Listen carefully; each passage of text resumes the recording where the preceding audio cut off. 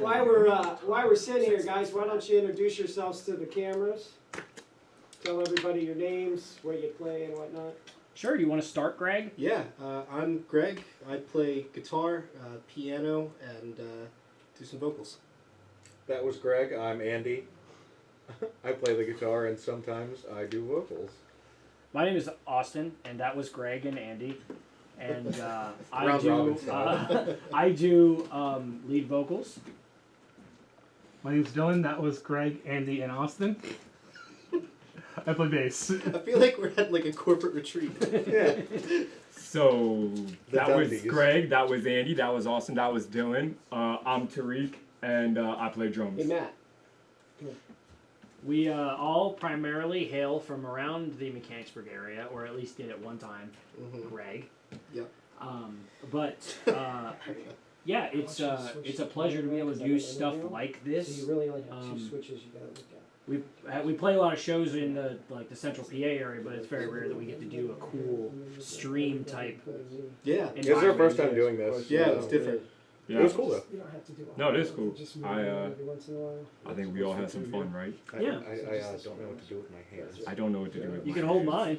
No. Oh, You old John Travolta, that's what you said. oh that's right. That's right. And he's not here, obviously. So how'd you guys come to meet each other? Like how'd the band form? Oh, many moons ago. Many moons ago. What was it, 2016, 2015? I think it was 2016. Yeah. Me and Dylan and Andrew are original members of the group, and we started just playing a couple songs here and there, and we've just found ourselves like having a good like rapport with one another, and then we started just really floating the idea of playing music together, and we thought there's plenty of people that do it, and we're not bad at it, so why don't we do it? And here we are, how many years later?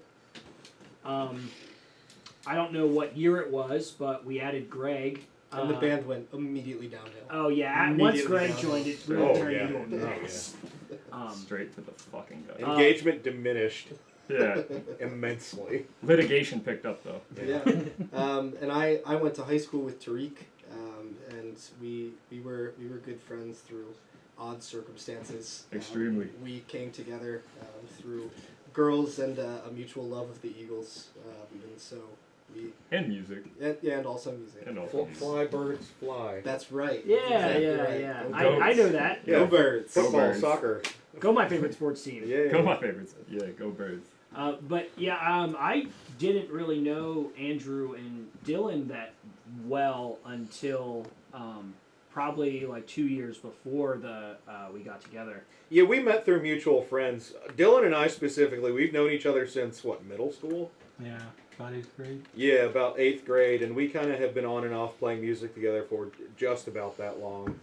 And we had been playing in and out of bands probably up until, about 2015-16 when we initially met Austin. And I found out that Austin sang, because up until that prior, I had been singing and playing guitar, and I'm kind of a dog shit singer, pretty much. Oh, you stop But, that. You stop that right now. Then we heard. I found out Austin Yeah, could we sing. heard I heard him, I was Austin like, oh, sing some Michael damn, this Jackson guy can karaoke. sing. And I was like, let's get him to sing in the band. And then, he agreed to, and here we are. Yeah. Awesome. Yeah.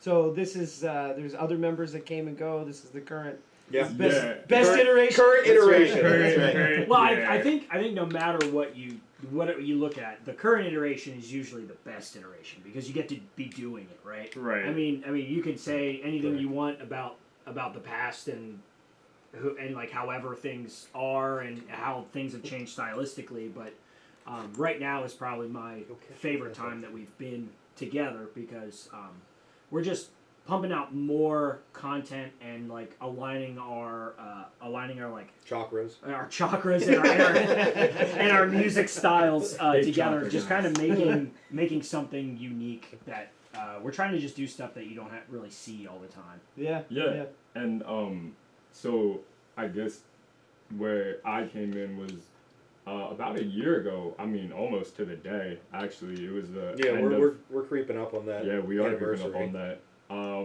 Yeah, like Greg said, we went to high school together. We've been in multiple bands together previously, and when he joined Void, just mutual friends, I came to like a lot of their shows.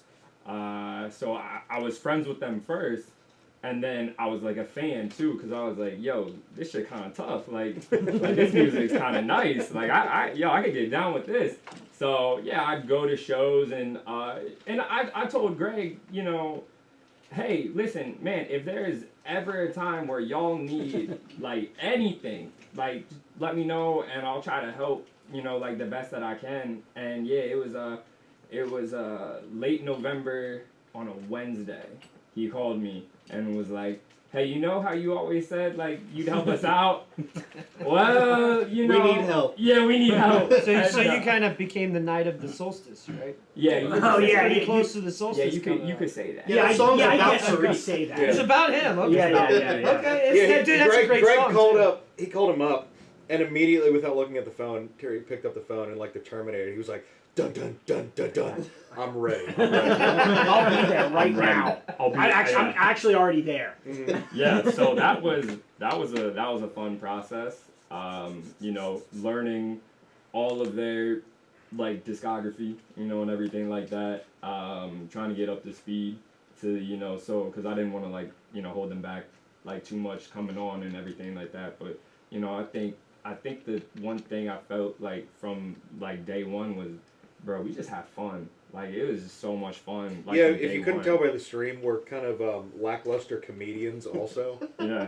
We're the worst comedians in music. I don't know. I Yeah. thought some of what you was talking about was funny.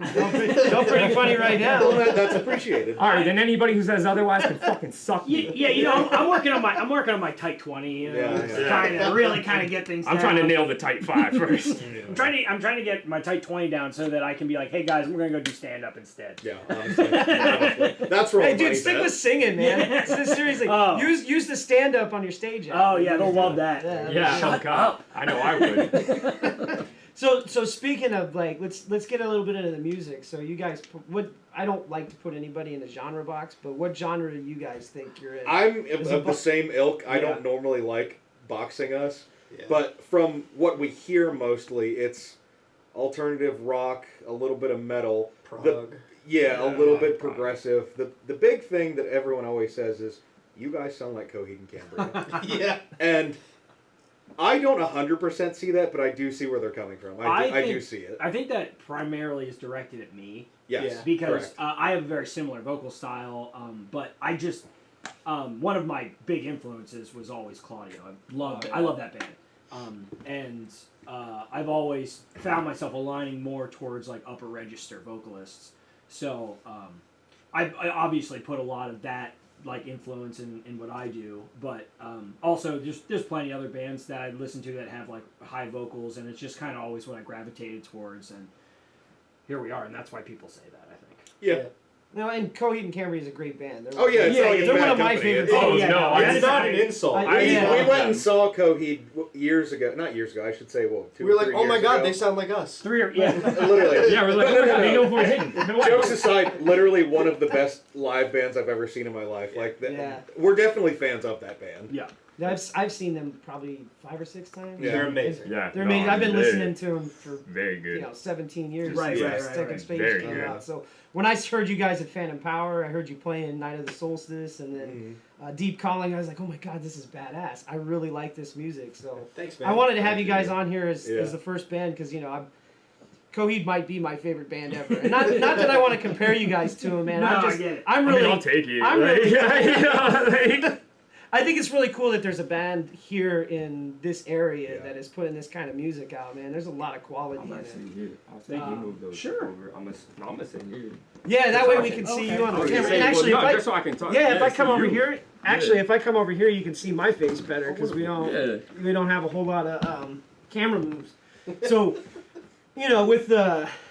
with that kind of genre in mind, just doing a lot of stuff. I mean, I heard a lot of really, really tight things in here. But one thing that comes up because you guys are a Cthulhu themed band, you like doing the stories of Cthulhu in your stories. So is there some kind of story with your music right now, or is That's it? That's awesome. all. Yeah, That's so our first our EP was a little more experimental, kind of like trying to find that like genre that we really wanted to. Yeah, it was kind of like finding our voice. Yeah, because but- we were such a new band at Yeah. that point, such a young band. But once we got to Mesmer, I had a much more like comprehensive idea of what we were writing, and I tried to label it as like existential horror.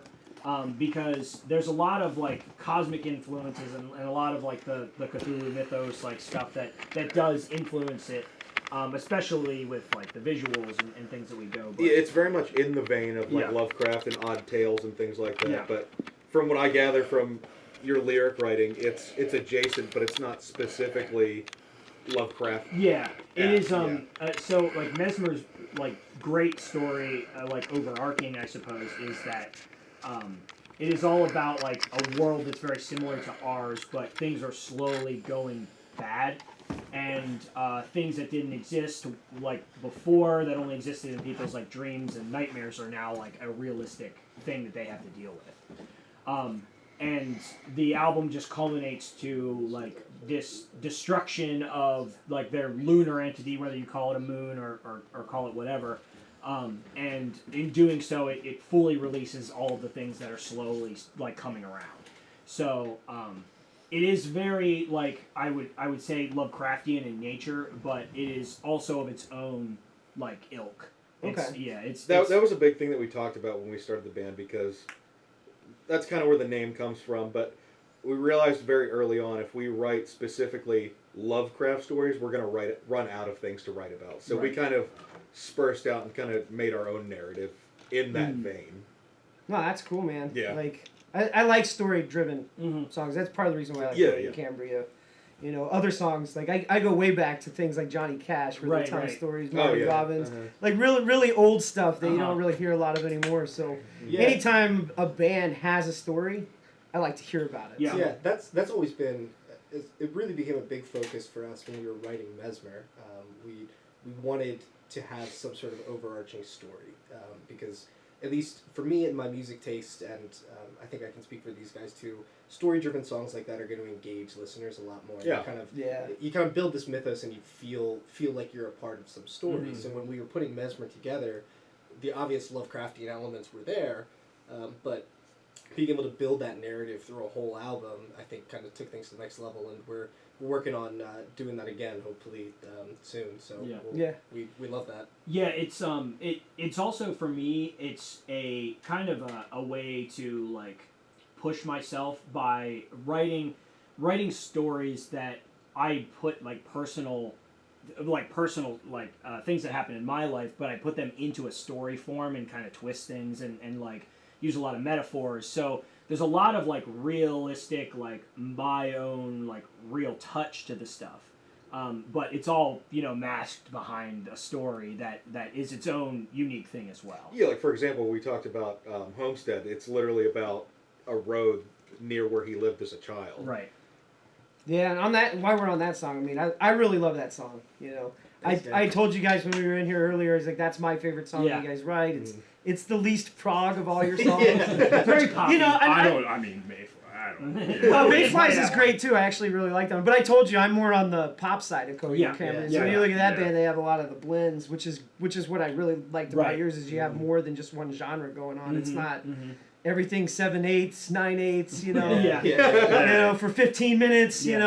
I like shorter songs. Like I love prog music. I listen to a lot of Tool and Pink Floyd, but Sure. it's something to have a nice tight song that has all the Right. pieces in it that Yeah. really. That's a really big shine. thing I think we try and go for too, because I would say we don't necessarily go for the whole progressive thing. It's just kind of the way things come out. Yeah. But also, I think the big thing with us is having those hooks, having those big those big sexy choruses that like really latch into your ear when you hear Yeah. it. So it's like we have all this crazy instrumentation and this weird crap going on, but then all of a sudden you hear the chorus and it's like, oh yeah, I can tap my toe to that. Yeah, exactly. It's like music for people that like the technical side of things, but also you don't have to like I like Tool, but there's a lot of people that listen to them and they're like, there's a lot going on, and if you Fibonacci sequence. yeah, like Tool is like a band for musicians. Yes. Yeah. Very And, much so. and we like to fall into that, but we also like to be palatable to like the everyday person that likes the poppy type of stuff, which is where the big choruses come in. Yeah. So before we leave the Cthulhu universe, I have a couple of Cthulhu-related questions. Well, let me to ask you Cthulhu guys. answer them. Yeah, appreciate it. So, of all the TV and movies that are out there that are Lovecraft themed, like who has a favorite? Anybody have? A favorite that I they- have many. Oh, but, I do too. You go ahead. Yeah, let's start with Andy. I'll start with recently. So on Netflix, The Cabinet of Curiosities by God Guillermo del damn. Toro. Oh. There's 2 Lovecraft stories on there. It's Dreams in the Witch House, and then I forget Painting one. I forget what the second one is, but specifically that Dreams in the Witch House episode, just so good. Yeah. Guillermo, you crazy for this? No, one. that guy is specifically like a lot of his media that he puts out in art in general is just very Lovecraft inspired. Del Toro. Yes. Yeah. Um, Yeah. Even like adjacent things like Pan's Labyrinth, that's like 100% like Lovecraft themed. But specifically in that actual Lovecraft, The Color Out of Space with Nick Cage, great movie. Yep. Absolutely. The Void, that's another just general like horror, cosmic scary thing. Dagon. Mouth of Madness, Dagon, yes. Dagon's a great film. It's like the There's just so many. Like, I can't. I'm trying to reach for them right now. I can't think of many. If you get us talking about horror movies, Oh, dude, I'd be here they- forever. So Oh, I yeah, can do yeah. horror movies forever, man. Like Reanimator's like one of my favorites. Oh, wait, Like, that's- dude, that's classic. That I don't know why I didn't think it. Reanimator and Yeah. The Beyond are my top like Lovecraft Oh yeah, movies. and then the Pit and the Pendulum Pendulum, with yeah. Lance Henriksen. Yeah. That's Yeah. a great one. I Yeah. mean, so I have a question on here. So there's this one that came out 2014. I actually met the director up at Phoenixville. Mhm. Like he came and Okay. he did a thing. They were showing the '80s Blob. okay. If you remember that one, Yeah, that's, yeah. Oh, that's that's a one of really my good one. That's like a favorite hardcore. Yep. Shawnee Smith's like Yeah. debut. Yeah. But anyway, Before we went and Saw. watched a screening of Yeah. that, and I met the guy. So he wrote a movie called Call Girl of Cthulhu. Have any of you I've seen heard this of that movie? actually. I've heard I of it, haven't but I've seen it, never but I've seen heard it. of that. I've never seen it. Yeah. I've heard good things, but yeah, that's It not sounds what I right dropped up Andy's into. alley. Oh, He yeah. loves call girls. He loves Cthulhu. He Yeah. loves conjunctions. Exactly. So I watched it. It's a great movie, but it's the guy, he lives in Baltimore. His name's Chris. I'm gonna butcher his last name. It's like McKellen, but I'm gonna put it in the link so Yeah. that you guys will send it to you. You guys Okay. check it out. Yeah, But please. it's definitely a good Cthulhu themed Okay. movie. Just you got to watch out for some of the '80s staples. You Sure. know? I was gonna say, Oh, yeah. just by the name But alone, just the it name sounds alone, like, it it sounds calls like up the like best schlocky Hollywood movie Chainsaw ever. Hookers and Yeah. those Slumber other Party movies. that are- Massacre yeah, Slumber- 3. Frankenhooker. three. Frankenhooker. Frankenhooker. Yeah. I could go on about horror movies. Like the funny thing, like I could just go on. That's You're not in why good we're here, company. man. I could Yeah, just yeah. I could just keep going on and on about them. I could do a whole podcast about For that. But for me, like some of my biggest inspirations, like I read like so much of like Lovecraft's work, and I love a lot of it. But truly, what put me on the whole path is my favorite book is one of my favorite books is The King in Yellow, which is actually a Robert W. Chambers like novel. And he was around probably like 10 or 15 years before like Lovecraft really started to write. And he's like the guy that invented like Hastur and Carcosa and all of these like very ominous, like eclectic type things. And that has branched into a lot of other media that I love. Like my favorite season of television is True Detective season 1. And Oh, that's a good one. that show is so like in that vein as well. They do such a good job of like trickling in the mysticism and really kind of like hooking you in the is this real, is it not real type of thing. But yeah, those two in particular are really big for me. But also Reanimator is one of my favorites, as well as I really like The Thing on the Doorstep. That's a great like Lovecraft story as well. But I mean, I could go on about that stuff. Yeah. For We'll hours. be here all night. Yeah, we'll be here all night going through Cthulhu. Yeah. Well, so, okay, so last question. Do you guys ever play, like, Betrayal at the House on the Hill or Yes. Call of Yeah. Cthulhu RPG pen and Yeah. paper? I used Yeah. to play that in college. Betrayal's one of my favorites. Oh, yeah, Betrayal's great. I have Betrayal at home, and myself and Dylan and Andrew have played Call of Cthulhu like a couple times. I have like another group of friends that I also play like that with. I'm always the guy that's like running the game because I'm the guy that You're the only guy that doesn't die. I'm the guy. Yeah. You're the only guy that doesn't die if you're running the game. That's, that's the best part of being the game master of that. It's nice to get your friends around and just scare the shit out of them. Yeah, when I used to play it in college, we like min-maxed it. So I had a character that me and the GM worked on to where he had like ultra high sanity. He never failed. Oh my God. Sanity ever. That's It the didn't best matter stat. what it was. He never failed. It's the best stat. I think and- my character, when we played last, I think my character had a pretty good sanity. Like, I remember Dylan specifically, his was like shit. Like, Dylan was like a His was dummy. shit. He was Dylan was like a boxer or something, and he just tried to punch his way out of most situations. And if you Worked know for the anything most about that part. world, it worked doesn't for the work. most part. It doesn't work. I was only hospitalized like twice. Okay. Twice. There's not really much sense in leveling up when you're He's playing not that talking game. about the game at this point. This is just how Dylan lives his life. I put him in the hospital. I mean, I use my fist to solve most things. So I want to shift gears now. You know, Cthulhu's cool. We could talk about it for a long time, but I wanted to talk about your rigs. So I had you guys put your guitars up over your heads. I'm not. Yeah, we can see your bass.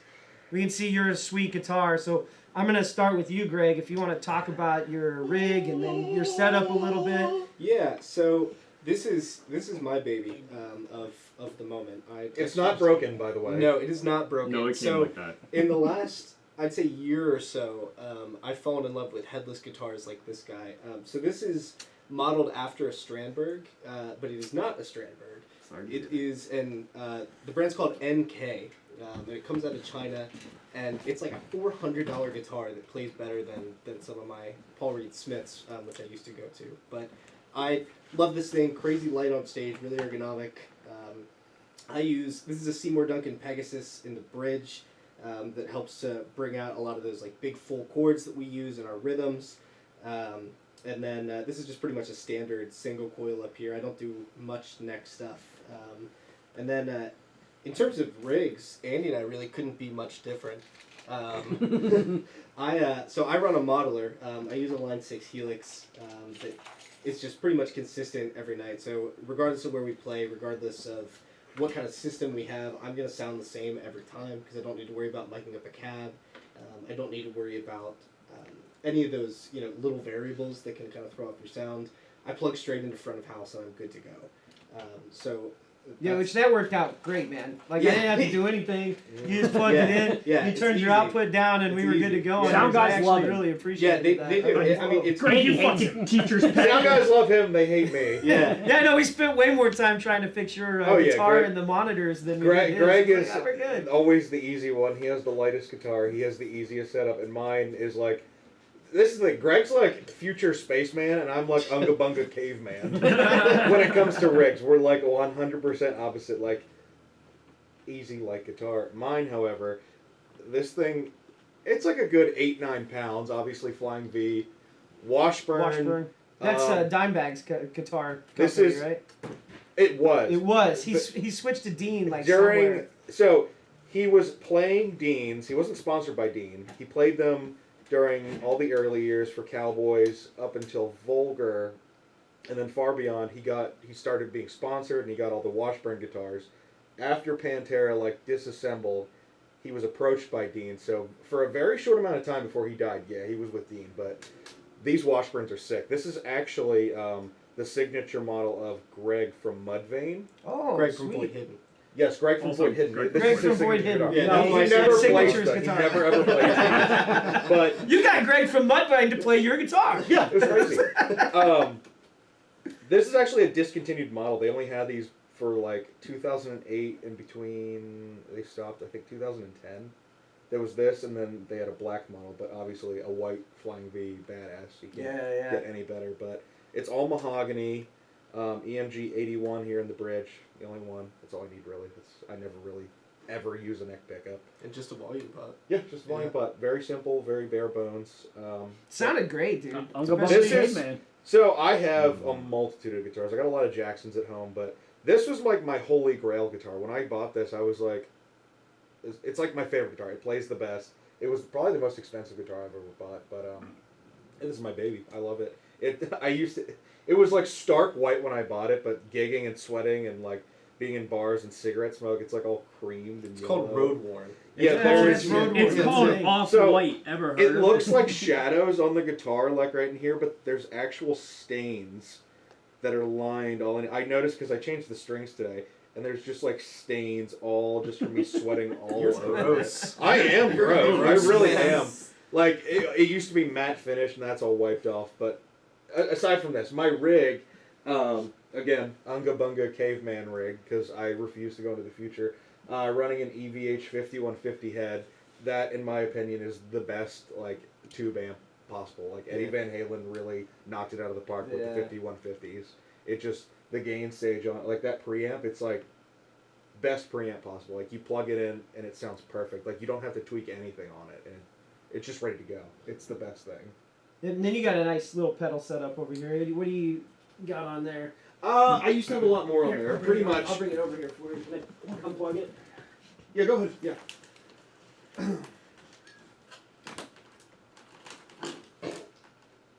So ergonomic. I don't know what to do with my hands. There you go, man. Here, I'll put your guitar back up. Thank you. So, I guess we'll start out with the actual pedal board. This is like one of my favorite things I've ever bought. This thing's dirty as all hell. This is a powered pedal board, so you charge it like you would like your computer or your phone, and there's a little button here. Now it's on. You don't have to plug it in. It's great. Pretty much starting out, my Shure Wireless. That is like the godsend, my favorite thing pedal-wise that I have, because I can run anywhere on stage. I'm notorious for when we play, I always run off the stage into the crowd. I do that almost all the time. So I love doing that and not having a cable attached to me. Next in line, my D'Addario tuner. It's a tuner. Give or take, whatever. Good enough, right? It's a tuner. Dario's gonna hate you. They're coming. D'Addario hates him. Daddario, if you're watching, and I know you And I are, know you are. Alexandra Daddario's gonna Sponsor come and get me. you. I hope With your lovely. Actually, She's I use a allowed. lot of D'Addario stuff, but Nomad powered pedal board. Yes. I'd allow it. Next into that, my MXR Chorus. This is probably like the big thing for my tone. I use this a lot because I'm a big fan of 80s music, like a lot of 80s butt rock, but like specifically Zakk Wylde in general. Like I like, Zakk Wylde. I love his He's- obnoxious tone, like the chorus and like the super overdriven Marshall, and this is that. Like I get the chorus, the nice little warbly chorus effect, but this also acts as a boost. So like when I hit it, it like noticeably pumps the volume up a little bit, and that's nice. And then this little cute thing. This is probably the first pedal I actually had in the board. The Void Reverb, and I got it for obvious reasons. Obviously. And I use this here and there a lot for like clean stuff and just for the little added extra effects sometimes during leads. But yeah, very minimal pedal board. Like there's not a lot on here. I used to have one here. Dude, you don't even no distortion pedal, huh? No, you they don't run that through that's the all EVH? the amp. That's Yeah. again, that's the best thing about that amp. You don't need a distortion pedal. I might get a boost for it, but it's literally like out of the box. Like that preamp, it's perfect. Yeah. It's the best one in the market. Chef Chef's Kiss. Kiss. Allows you to use two pedals, man. Yeah. You can't go wrong with that. Exactly. And then your Helix, I think people have seen a Helix before, but Yeah, yeah. I won't bring it up, but Yeah, so I run actually a very similar rig, just virtually in the Helix. So I'm running a PV Invected model, which is the based. Misha. Yeah, Misha, yeah. So it's based on the classic 5150, just kind of modernized. Misha Mansour from Periphery designed that, and I'm a big Periphery fanboy, so I was attracted. to I'm that. a big boy. Yeah, I was attracted to that immediately. So I run that. I run very similar pedal setup. It's pretty much exactly what he runs, just kind of all digitized. all in there. one box. Yeah. Yeah, like I said, I was a big fan of just plugging it into the house. Yeah. It worked really well. Yeah, it has its perks for Yeah, sure. It's Yeah. it's definitely very nice. It is. Yeah, so Tariq. Tariq, sorry. It's, Tariq. No, it's a hard name. Oh. It's T okay. baby. Yeah, I'm just not used to it. It's not like a John or a Mike or whatever. No, But it's all good. Tariq, right? Yeah. Tariq. All right, I won't say it wrong again. So now you played an interesting looking kit too. I don't know if anybody caught it in the stream. I won't come over to it. Yeah. But you've got just one tom. Yes, set? sir. Yes, sir. Okay. So, I think the majority of my like drumming career, I've always used what's called like a 4-piece, which is just a rack tom, floor tom, bass drum, and snare. And that's mainly because a lot of the musicians and drummers that I looked up to when I was growing up, that's what they used. So I just kind of, you know, followed suit. But for me, it's also, I guess, like historically speaking, it's reminiscent of a jazz kit, and it's just the idea of keeping everything tight and, you know, not having this, you know, big varying degree of sound amongst your drums. Just trying to get like a good wall of sound between just like the two toms, and that's it. So yeah, that's what I do. Drum wise, cymbals, I use almost exclusively Zildjian.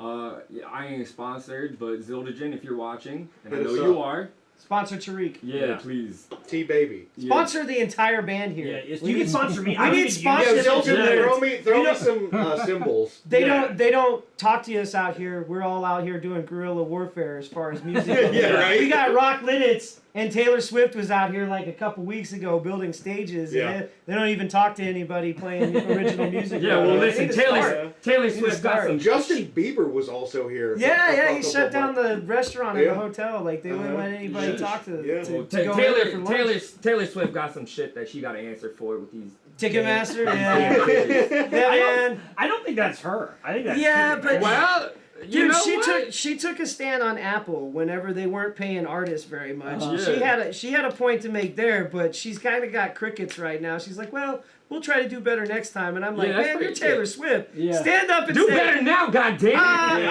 I'm gonna take all these tickets out of Ticketmaster's hands, and I'm gonna sell them directly on my page to Right. OnlyFans, because like, Oh, you look, OnlyFans, nice. Taylor is OnlyFans. Why? Hold on. Wait a second, hold on. She wait, stop right there. Wait, what? This ain't that kind of podcast. Wait, what? God damn.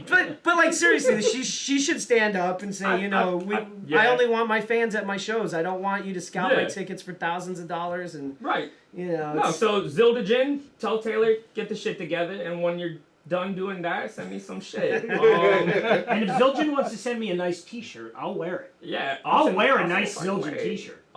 So yeah, I use just like I guess like 14-inch hi-hats, 18-inch main hand crash, 18-inch offhand crash, 20-inch ride cymbal, and then my China cymbal, that's actually a Wuhan brand. And it's like a trash China, like filtered, I've always used Wuhan Chinas like my entire musician like career, but sometimes they can be like a little harsh on the attack once you get up to like the bigger sizes. So this is my first time actually using a filtered one like that, and it was just like, oh man, it was sweet, man. That shit was sweet. So I enjoy that. And then pedal wise, I'm just running, classic Tama Iron Cobras. You can't get wrong. almost everybody I know drums has Iron Cobras. Yeah, I mean, For a reason. for a reason, For man. a reason. For a reason. For a reason. That baby's got bites. Yeah, dog. And then stick wise, that literally changes like depending on what I feel like buying. But I've just recently committed though to the 2B size. It's pretty sturdy and it's got like some good length to it. I broke one earlier, like during the live stream. good job. Yeah, it happens, and but that's why I do get like cheap sticks because I'm gonna break them.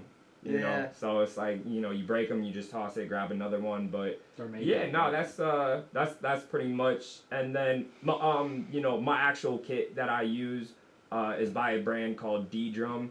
Okay. It's the same kit that I got for like my 18th birthday. Oh, the drum. Yeah, The drum. The drum. Yeah. But also, what's your drummer's name? This is Matt's drums, but Matt. Jason Roberts is the drummer for All right. Bison. Well, But this is his drums. The guy running the camera right Matt? now, Matt.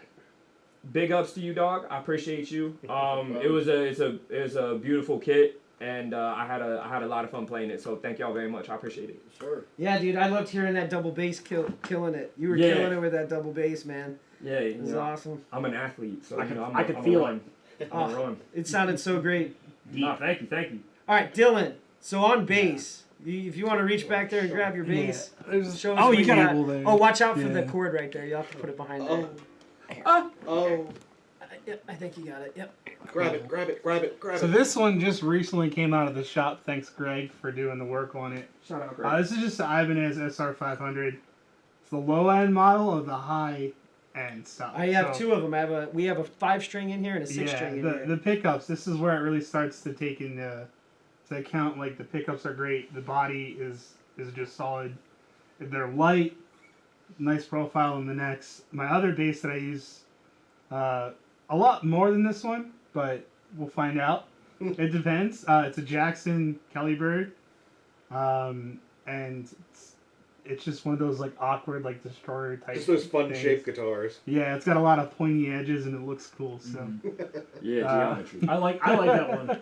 yeah. Casting spells that and bass is a lot of geometry. fun. It's a little bit different on like the profile for the neck. Like it sits almost like it feels like it's out here Yeah. instead of like shorter. So Yeah, I'm jealous you have a 4 because I play a 6 sometimes and like it's just too much. Like 6 is a lot. I have to use my pinky a lot to Yeah. Oh, to no. catch the 3rd.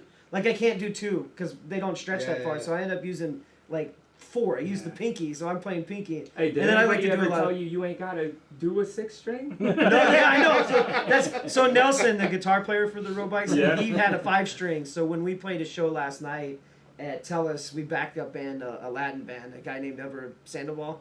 So we played. Shout I played out his Sandoval. 5-string because the 6-string's too much. It's great to write songs on, but playing Yeah. live, dude, it's just too much. Practicing on the 6 string is definitely good. I have an Ibanez SR806, and it's got the one with the fan frets and stuff. It looks even 6 strings cooler. are crazy. Anything like more than Yeah, 5, it's it's- like you're holding a freaking skateboard. It like it really engages the mind. Like you have to think about how you're playing. It does. Instead of just like naturally feeling like you can play it. That's why I think 4s are just better for shows. Like you Yeah. can do a lot more. I can like move it around and move a little bit more on stage, which I tried to do a little bit today. Hell yeah, you did. Dylan's working on his spin moves. Yeah, Yeah. we'll drop a little Voidhidden knowledge. This new album, we're gonna make sure that Dylan can use his 6-string on every song. So Andy and I are moving solely to 8 strings. We are only gonna play 8 strings. And I'm moving the fuck out. This is gonna go from like a live stream / podcast into a snuff film. But The guitar's not gonna be the only thing Well, headless, right? there's a reason why none of my guitars go over 6 strings. Like I don't really like 7 strings guitars. Not very Smart much. man. Like I I would rather play a 6-string that's tuned down because it I allows am my of the playing same open mindset. Oh chords. my god! Oh So my god, that's wild. I have a couple of 7 strings, and I love playing. Here 7 we strings. go. I do not play them for void stuff because I would be like this guitar Chastised. decapitated Headless. in the I'd light him on fire like a witch. yes. Burn him at the stake. But I wouldn't hurt him, but I'd make him feel like I was gonna hurt him. I think they're fun tools. It's just like a tool. It's an instrument for a particular job, but not all people feel that same way. Well, the same job can be accomplished with the 6-string that's tuned to B, drop Correct. B. So Correct. just Hey, use the listen, drop dog. B. Yeah, but you that's know. one less string, and Greg likes them. Did you ever just feel like, oh man, I'm on these 6 strings, but I feel like I just run out of strings? Yeah. Oh Yeah, yeah. that doesn't That's happen. because to you me. play them. That doesn't happen to me. I don't have that problem. That's I got only 6. because he breaks That's good. I even That's get true. 6-string basses Yeah, because I that's love true. 6 strings. Dylan's No, you see, correct. that's but even that's too, so like I play bass as well. I'm gonna go And with I was got you. definitely a Thank you. like a pop punk kid and like metalcore and stuff like that. And kid.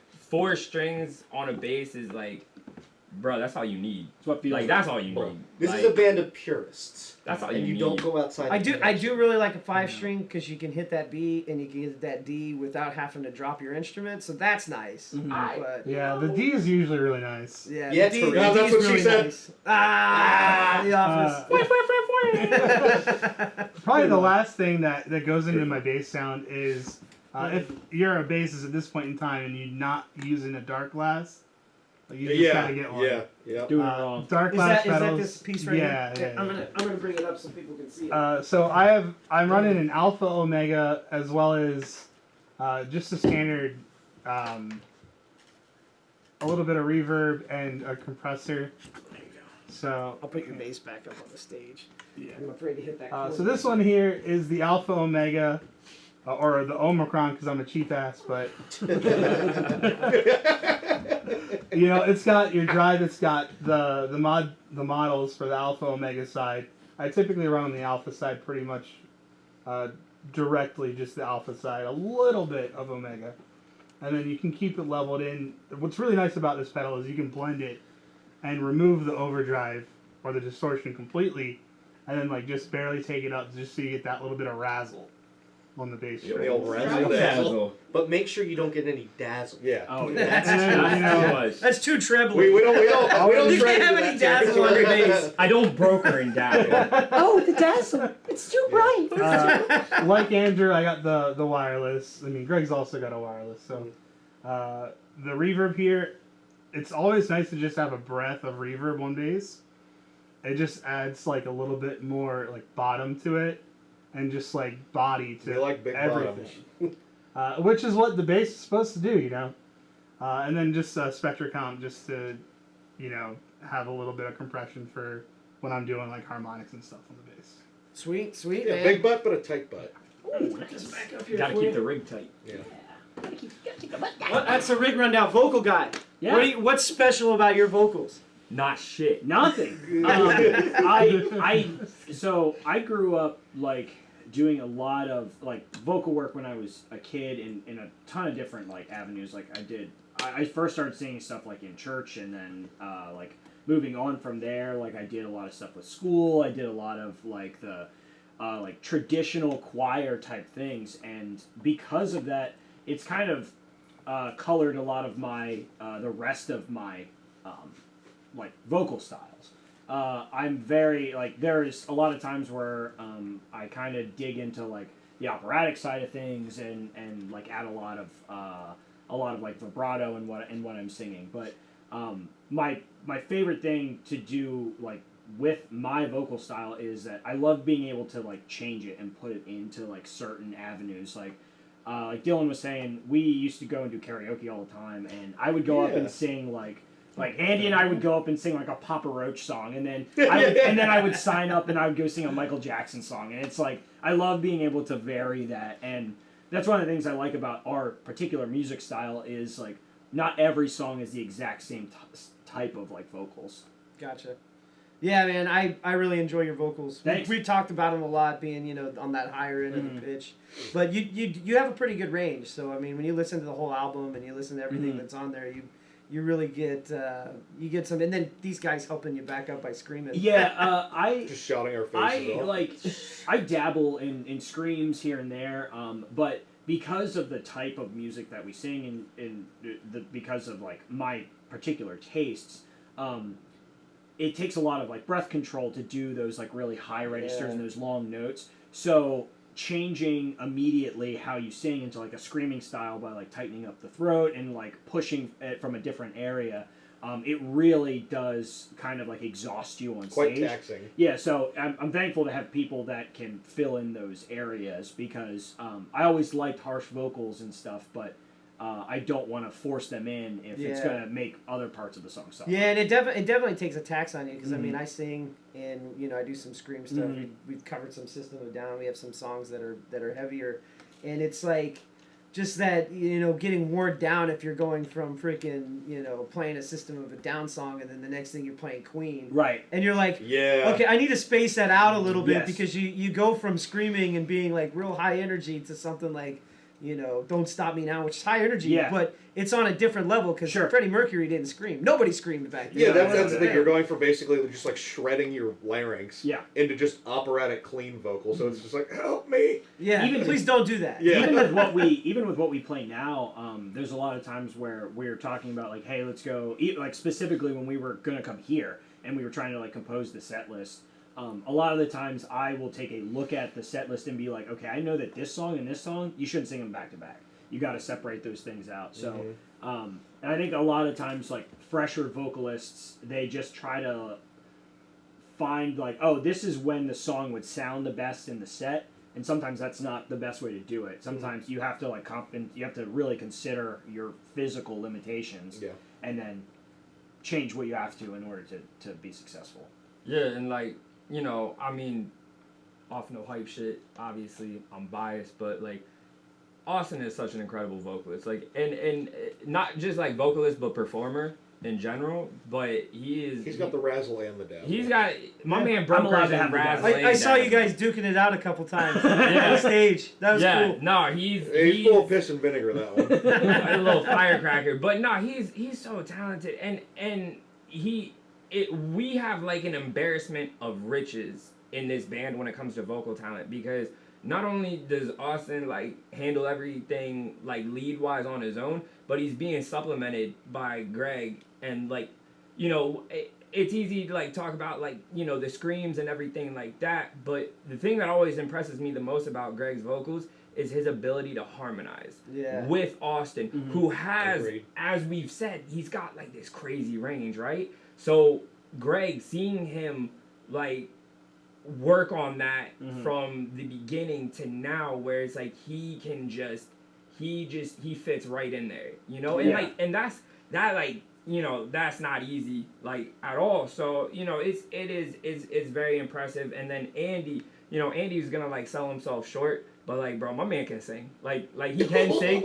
He can sing. I'm telling you. Night of the Solstice, man. All three of the vocal harmonies in there were great. And like you were covering the low end on that. Yeah. Right? On nights you were covering like the mid, and then you had the high. That's something we've been like progressively adding to, because when we first wrote that song, we had an idea that like me and Greg were gonna kind of do something at the end, but as we've like perfected that song, and in a sense, we were like, oh, it would be cool if we added like a third vocal in there, because then you get that like, oh wow, what is happening at the end of this thing? Yeah. Yeah, no, it is. But like I said, I don't think I could like stress that enough. It's a straight up embarrassment of riches when it comes to like vocal talent. in Dude, this like band. Van Halen had excellent vocal talent. Queen had That is the excellent most vocal underrated thing specifically Yeah. about. Everyone says like, man, Eddie, like His Roth vocals. is vocal, but like the thing is about that band, yeah, Eddie Van Halen, like one of my favorite guitar players, but no one ever talks about the vocal talent of that band. Like it's like a doo-wop band, but like harsh Dude, guitar. see, and people love things like Eruption. I like Oh, Eruption. yeah, who Great doesn't song. love Eruption? Everybody likes Everyone. Girl, You Really Got Me Now. yeah. You know, all those. I'll slap but the then- shit out of anybody. But then, who don't like then you Eruption. have a song like "Dance the Night Away," which has Exactly. like doo-wop vocals. Oh yeah, on like there. Siri's trying to play it now. So, but that's Yeah. like one of those songs that's like severely underrated. It's Yeah. like just a great dance song to Oh, like yeah. take to any like There's cover so band. many Van Halen, like so many because it's radio's fault. It's like they're gonna play Ain't Talking About Love, You Really Got Me, Eruption. Those are the three they're always gonna play. But Van Halen has such a rich catalog of just stuff like that. Like Can't Wait to Feel Your Love Tonight, Dance the Night Away. Yeah. You hear those vocals and they're so harmonious. Like I can't wait to feel, and then all the other vocals come in. It's Yeah. like such layers that come in, and like that's like to me like just extremely good songwriting. Like there's all the technical ability in the world, but like just the craftsmanship of like writing a good song like that just blows me away. Yeah. And same with Queen too. Like obviously, enough can't be said about. Yeah, Queen. Well, Freddie goes Mercury without on the saying. records mostly did all his own harmonies. Yeah, But then when exactly. you would see live, Yeah, they right. have everybody else put them in Yeah, there. no, but, absolutely. you know, it's I mean, it's really great having you on the show. We're kind of getting long on the time, but Sure. I wanted to cover some stuff around your songs, but you know, I think we want people to come listen to the album. I've listened to the whole album, Mesmer. I've listened to both the EP all the way through. Listened to them several times in preparation for this. I would personally, if anybody was talking to me about what songs to hit this, I know you guys have your favorites. Uh-huh. Yeah. But from my side, that Prince of the Mire, which was the first one you played, fucking phenomenal amount of fucking pounding drums in that thing, dude. Yeah. The drums are really the star of that song, and I think I people agree. who are really into drums and drum beats need to listen to that song. I already told you I like 144 Homestead. Sunder the Night, like that's a good song. Everybody That's should listen to that I'm, one. I'm actually like low key pretty proud of that song. I am too. I was just about to say that. So we were talking earlier how we love like storytelling in songs, and it is a well-known fact, and with a lot of like songwriters, that it is hard to write songs that tell stories, because it's very easy to not tell enough or tell too much, and then the song goes long. And I always err on the side of like less is more, because I like allowing the listener to kind of use the theater of the mind to create what they think is happening. Like there's a lot of stuff in the song that will tell you exactly what's going on, but it's very easy to be like, that means that this to me, when and what I wrote for it is something completely different. Well, I got the impression of like mind flayers taking over people's minds and like putting in the cold. I don't know if that's what you were going for there. Like that maybe you can song tell me. is almost it's almost explicitly on my end about like a vampire-esque creature, because if you listen in like the first verse, he talks about like hidden from the mirror that's hanging over your bed, like you can't get the reflection, or in the chorus when it's like, please let me inside, like you have to give them permission to come in. Or just that last 30 seconds a minute, children of the night. Yeah. So I mean, it doesn't have to explicitly be any particular type of creature, but that's kind of what I was getting. Yeah, at. I mean, like, a mind flayer is like vampire. right? Like, Yeah. it's whatever you want it to be, Mm-hmm. because a lot of the things about the stuff that I write and the things that I like to write about is you're afraid of the thing that you don't know. So like you put mind flayer into that because you're like, oh man, this is what I think would be scary in this moment, and what Greg thinks or what anyone thinks would be like something completely different. Kevin Costner. Yeah. No, Kevin McAllister. Oh no, he is scary. Yeah. He'll electrocute you. Yeah, he'll throw glass on the floor and Aftershave, everything. man. You got aftershave. He'll shock you to death. Flamethrowers. Yeah. Shocking He'll get lost in New York, that Right, rascal. Yeah. Right. Yeah, so I mean that's a great song. I mean I really liked it. You know, obviously when you listen to the lyrics in these songs, you got to put that story lens on, because you have stuff like in Deep Calling, you say, "You be the altar, I'll be the knife." It's like, oh my gosh, this is like kind of out there. And then there's other songs where you explicitly talk about killing things. And, and stuff like that. Which I don't know if you played a lot of those tonight, but I think we played like everything tonight. yeah, you played all the really good stuff. Deep Calling is very much like is like kind of that as well. It's but at the same time, it's also kind of like molded to be in something that the listener is like, ooh, what are they talking about? Ooh, maybe I think it's this. But the altar and the knife line, there is like a completely esoteric like story reason for it in order to like summon the thing that's talking to the narrator in the song. But in a more realistic sense, the altar and the knife line is kind of I'm the one or you and I are both parts of like creating magic. So like me being the knife and them being the altar, it's like, oh, we're putting something in between us that creates like a sense of magic. And that's like the realistic lens on it. Okay. I mean, it's written in a very dark manner, but it actually kind of has some lighter connotations. It's a love song. Sacrifice. I've got a couple of those in there. You And just on don't that know it. song in particular, because talking about some of the music in it, I was really impressed, Dylan, with you locking in the bass, like almost the whole song, especially like around the 2:30 mark when it does that shift. Like you really just lock into that, and I'm like, man, if somebody wants to learn how to play bass and wants to learn pocket bass, they should be listening to Deep Calling, because Dylan is killing it right there. I will second that. Dylan is like drums are obviously the foundation. But Dylan is like the foundation of this band. Like he plays so well in the pocket, and it's just. I don't know how he does it. Though. It's effortless. Dude, mind-bendingly it's his 5 fingers. Did you see him? He was going like this on that top string, man. That's how he stays in the pocket. He goes, come here, I'm gonna tickle you. He's got ruler fingers over there. He's got tentacle hands. Yeah, a fantastic job on bass, man, on that one. And then, of course, Nice to the Solstice with the harmonies. We kind of talked about those a little bit earlier. Yeah. I mean, you guys have killer music, and like everybody in the area should check it out. I just Thank you. Just Thank you very one much. just one thing I do just got to put out there. First of all, thank y'all so much for the compliment about the driving drums in Prince. But just for like context and everything we've played here tonight, I didn't write any of that, right? All of that was written by an incredibly talented dude named Ashton Myers. And Ashton, if you're watching this, and we know that you are, he's so incredibly talented, and He's watching with Zilda Jin at their headquarters. yeah, I know, yeah, he's like, okay, now you can. He's like, okay, now you can. But no, he's incredibly talented, and it has been learning his parts has made me such a better musician, and I definitely I don't play everything he did note for note. A lot of it is like my interpretation of Yeah, it. he does it his way, and Yeah. there's nothing wrong with it. I like it a lot. Yeah, you know. I mean, you have that. Like, whenever you have a Exactly. switch in a band, like Chris Penny came to Coheed and Cambria. Yeah. And Yeah. actually, Right. I don't know if you guys knew, but Dave Grohl played all the drums on He did. No World for Tomorrow. Yeah. Yeah, which That's is my- in that gap when they had lost their drummer Right. from the second one. So Yeah, I mean, recording wise, and I've said this a million times, but that No Word for Tomorrow is my like ideal recording sound. Oh, it yeah. It is so good. It is beyond good. Which you guys Yeah. captured some of that in the drums. When you Yeah. recorded this, like I could tell that the drums were like Yeah. very, Yeah. very well produced. Yeah, You told me I can't earlier take any who credit did for that was that. Chris. Yeah, so we worked Yeah, let's talk about that for a minute. for sure. Yeah. Yeah, we worked on Mesmer with Chris Kelly, who's a great guy and an incredible producer. He was with a studio in New York for a long time, and when we worked with him, he went out on his own.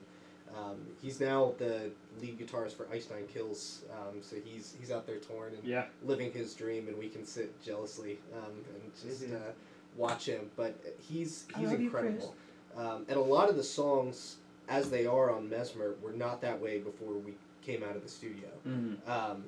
Yeah, the reason why they sound so good is just his magic hands. Chris, yeah. Yeah. For example, Sunder the Night has a lot of layers. It's a song that has a lot of layers that all come together to give this sound.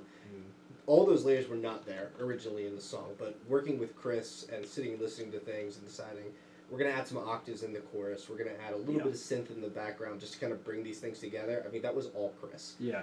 So we can't give him enough credit. We for learned a lot from Yeah. him, just That- musically yeah. and like writing. That was the things first and- time I was like, oh, he's like a professional. Yeah, I was yeah. like, wow, okay. Yeah, no, Okay. legitimately. He's good. When they released Mesmer, like I said, I was just a friend at that time, and when they released Mesmer and I listened to it for the first time, it did actually stop me dead in my tracks, and I kind of looked and I was like, oh my god, these are my friends. Yeah, like, holy when I shit, first heard these those- are my friends. When I heard yo, those like- final mixes for the first time, I was like, a local band can sound this good? yeah, that's what it blew. I was like, it blew what? my mind. It absolutely blew my He mind. bounced those tracks over, and I was like, my eyeballs popped out of my head. I was like, Yeah. what? It's, So- There's a lot of. I don't want to say it's easy, but it is way easier now than it was to get into that game. To like being the producer type thing, Yeah. and he has the like practical experience as well as the like technical knowledge to make all that stuff work because he's been on both sides, but he gets it. Yeah. So Um, Chris, we love you. Thank yeah, you for Chris, everything you if did. you're watching, If you're- we'll let you on. If you're in Japan or wherever you're touring right now, Yeah. think of me and have a sweet dinner because I said that I loved you. And follow me back on Instagram whenever you get a chance. It's all right. There's there's one recording trick that I picked up from Chris, and he literally would be like, "Greg, what strings are you playing?" And then he would take his magic hands and he would mute the string that you're not. There's a great, Every single instrument, he did that with every single person. there's a great video of I have it somewhere. We should put it on the Facebook of recording Prince of the Mire when Andy does that bridge part, that da-da-da-da-da-da part of Chris just lovingly reaching over. And Oh, yeah. holding Just while he's muting my tracking strings, yeah. I have to remember that trick because Yeah. I struggle when I play, especially like unless I'm playing finger picking style. Like I can't mute a lot of things Yeah. when Yeah. I'm doing. Like, it's hard to be accurate in that regard. So Yeah. I'll have to remember that trick when we go record. Just Just have someone else just go, put a mute over there. Yeah. Shut up. Stop it. That's enough. Stop it right there. That's enough. Well, guys, I'm gonna ask a couple closeout questions, and we'll get you back to your house. I mean, thank you again for coming out. Yeah, here. thank you for having us, Yeah. for sure. I mean, I really Great enjoyed time. it. I think it goes over really well. I want to Yeah. have more Yeah. bands come out here. So if you guys know other people in the area, 100%. We Yeah, know. no, Send we're 'em out putting- here. We're putting people on. Yeah, to yeah, this. yeah. Yeah, I've got. yeah. I mean, we know some bands that are relatively established in the area, and we also know some like pretty new bands. So I mean, we'll definitely put your name out there. Yeah. awesome. Well, what's next for you guys? You mentioned something about another album that you're working on right now. Yeah, we're writing right now. We're expecting. We're expecting an album. An album. We're writing right now, which has been a little bit different for us. Our writing process beforehand was pretty much just getting all together and playing and kind of letting things flesh out. We're doing things a little bit differently this go round. Now that we have the technology to just kind of either Andy or I'll track the skeleton of what we think for a song. It then goes to And T. skeletons are awesome. Everyone knows Yeah, that. Yes. yeah, they'll pull your hair It out. then but goes not to out. T. He's gonna map out the drums, and then goes to Austin, and then to Dylan. So we can kind of piecemeal these together to have an idea when we all get together to then like flesh out the finer details. But so we're getting to take a little bit more time with this one than we did with Mesmer. So we kind of have an idea for some stories plotted out, and we have some riffs that Andy and I are really excited about. So we're looking forward to getting it tracked and getting it out there. Speaking of that, oh sorry. Go ahead. I was just gonna say we don't have like a solid timeline for it to come out yet, but we'd like to release it sometime next year. Okay. So- Well, when you guys release it, come back. Yeah. We'll have a release party, man. Sure, that'd be cool. I'd love to hear your album. I'd Yeah. like to get the first listen on it, do a Dude, review of it, man. absolutely. Like I said, when I heard you guys at Phantom Power a few weeks ago, I was like, man, this band's great. And I actually had to leave your set early. Oh, okay. So I was a little upset. Well, I didn't leave your set.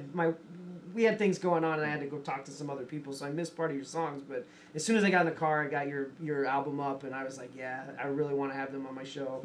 So I'm glad you guys came out. Cool, yeah. And Yeah, no, we're gonna really get good. when we get the poster board up here, we'll put your sticker up. Sure. I didn't get a chance to change into the Voidhidden shirt, but if you guys want to buy some merch, I don't know what. Mark, My daughter has scolded me about the using merch over merch. Like I have to use merchandise. merchandise. But if you guys, this is a sick ass shirt. I'm gonna be wearing it everywhere I go. To make sure, and that's gonna be my thing now. This is like I'm gonna get T-shirts, man. Yeah. Because one thing that really builds a local group is like it's great to wear like a Coheed shirt, Sure. or a Nirvana shirt, but Yeah. those dudes have had their shit. Like I'd like to see bands wearing each other's band gear Yeah. out. Yeah. You know, Oh, I absolutely. there's a band called Seglock I saw up there. I don't know if Sure. you guys played with them. You know, they do horror themed punk. Okay. And you know, I want to get one of their shirts. I want to get a bunch of people's shirts Yeah. and just wear them everywhere because Yeah. people. Yeah, need to get it's the word out. Word of mouth 'cause is how you get just. I noticed a lot of local bands they have cool T-shirts, and it's good promotion for all the bands because when like everyone starts just wearing local band shirts, like High Tides raises all ship. It's that kind of thing. Yeah, Like, yeah. everyone just starts wearing each other's shirts. It's good promotion for everyone. You can't build a scene, man, if Exactly. you don't have the cooperation of the people in the scene. Yeah, Like, Right. no. you know, Seattle didn't come because, you know, Nirvana was badass. Right. Seattle happened because, you know, you had Nirvana playing with Pearl Jam, playing Yeah. with STP. Everyone Soundgarden. And everybody Pearl Jam, sounded yeah. awesome, and they were super talented, but it was a lot of building up and playing shows. And you want to with support each other. Yeah. Exactly. Yeah. And We're all whenever exactly. whenever like big wigs and like record companies or whatever start noticing that there is a very active like music scene in an area, that's when they start showing up and being like, oh, I like. But dude, this they're band already or I fucking really- here. They're Yeah, like right, right, right. yeah, like, right over literally, there. like, They're a 5 mile away minutes from that this way. place. And like you know, I don't see anything but you know, Yeah. punching down sometimes. Right. Like especially here, Yeah. like Lidditch should have way more music venues Yeah. than they do. But there was a few instances where.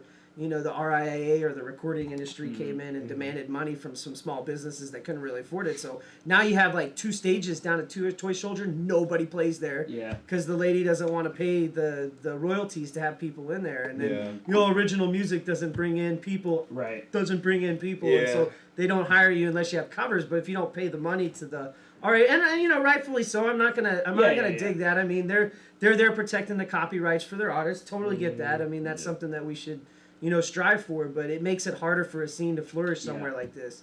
And we really need the cooperation from the music energy in places like Rock Lidditz and Tate Tower to take a notice of the bands that are out here because there's some talent. It's not like everyone's asking for a handout, but like just those the big wigs, like they need to like An put a opportunity, handout, yeah. like, and that's the big thing that needs to happen for a scene, specifically in this area, because there's so many good bands in this, so just many in this good area, like Yeah, let alone Central- Pennsylvania as a general, but like just in South like Central, the yeah. greater Harrisburg area, like York, Lancaster, like 717. 717. Yeah. There's so many good bands, and just the unfortunate thing is like so many of just go unheard. Yeah. Which is like some people are fine with that, but it's just they deserve to be heard. And that's the thing. Absolutely. Well, that's what I'm trying to put up here with the tempo. Yeah, I'm you're glad, doing it, man. I'm glad you got to come out here. This, you know, we're based in Lidditz, but you can have a tempo anywhere. If Yeah. anybody wants a Exactly. franchise, let Exactly. me know.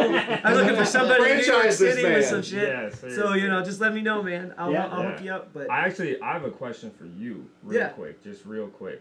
So how? Got a cute boyfriend? Yes. I'm married. Do you want one? No. My question for you is how do you think local artists should go about maneuvering through a scene that is more and more going towards tribute bands, cover bands. That's an and things extremely like good that. question that I feel like a Yeah. lot of people aren't addressing. Yeah, Because it's very hard for It original is. artists. Yeah, at the original moment. artists. Like, Yeah, what do you think local original artists should be doing to navigate that scene and also continue to put themselves in the conversation? Yeah, because you get to a point, I would say at least for us, like you hit a ceiling. Like it's hard to really rise above playing like the same couple bars just over and over and over again, and everyone it's spinning wheels at that point. So it's just Honestly, in my opinion, I mean, it's really about, you know, getting the community together and putting on your own shows. yeah. You know, there's no noise ordinance in Warwick Township. That's where I'm at. Mm. There's no noise ordinance here. We had a party out here last year for Halloween. We were running 2 big mains, 215s out here and just playing. You know, they couldn't do anything. You know, I called the police, made sure they knew we were doing it. And, Yeah. you know, said, and they were like, "Oh, shut it down by 9:30, and you're good." But I mean, you could play anywhere. Right. And if you have like a group like the Tempo, where you have people that are willing to live stream and do these kind of things with original music, that's how you reach out, and you work together. Like, we should be working with the promoters that are promoting, you know, original music and taking it, not just, you know, Phantom Power's a great place to go. The church up in Lebanon's a great place to go for original We're trying to get in music. there. We got some connections in there. We're gonna Yeah. hopefully book soon. Up Yeah, there. you guys definitely need to. Yeah. And I go up there pretty frequently and see the bands, but Mhm. like go out and see each other play. Yeah. Yeah. Get to know Absolutely, the people. yeah. Don't just show up at the gig because you're gonna play and then leave right Mm-hmm. afterwards. Stay for the whole time. Network with people. Yeah. That's like Yeah. super important. Like Yeah. everybody comes to a show and, you know, they know they're gonna play and they're like, "Oh, I'm the star today." Well, you're here to play and you're here to work with other people. Not in the me. community. Nobody is more embarrassed than me when I go up there. I am like the furthest from Mr. Rockstar mentality. Like I may look like fun and confident up there, but like I guarantee you, I'm up there like I'm gonna piss my pants. Yeah, And he does frequently. Sometimes, yeah. Mom, can you come pick me up? I'm scared. I peed my pants on stage and I everyone peed my laughed. pants on stage again. But seriously, in that question that you asked, I mean, that's perfect. I mean, you got to throw covers in a lot of times just to show up at some places if you're trying to make money doing it. And Yeah. that's the other thing you got to think about when you're doing original music. Don't be thinking like you're gonna be making money like Oh, right yeah. away. Oh, yeah, no, we we're don't. well We do aware. it. It's the love We're of the well game. aware. It's the Yeah, love I of the game spend type way shit. way more money than I've ever Yes. made on any song Absolutely. that Like I've ever wrote. I and we probably all do. Like we get the classic questions from like our family and parents, like, "Oh, you make any money at that show?" And I'm like, No. "No, we No. may Good even." joke, Grandma. Yeah. Yeah. And that's No, and I that have a job speaks- for that. And that speaks a lot to just the way the nature of the music industry Correct, is now. Like yes. if you go to Spotify, there are like 5 million songs. It's posted a embarrassing day. how much Yeah. money Spotify gives artists. It is embarrassing. They how don't much- give them any money, and but part of the problem is the supply is so readily. Yeah. So when you look at Spotify and you Saturated. see a new music Super band, there's saturated. like 500 songs or more a day being Yeah. released every single day. How do you shift through that to find the good stuff? It's a bunch of minutia. Yeah. So, Right. you know, having a local scene like we have here where we can actually talk and reach out to each other and get it, that's how you cut through the Yeah. minutia. And, you know, another thing, man, like, I write a lot of different songs. I like all genres, write everything. Country, rock, rap, whatever.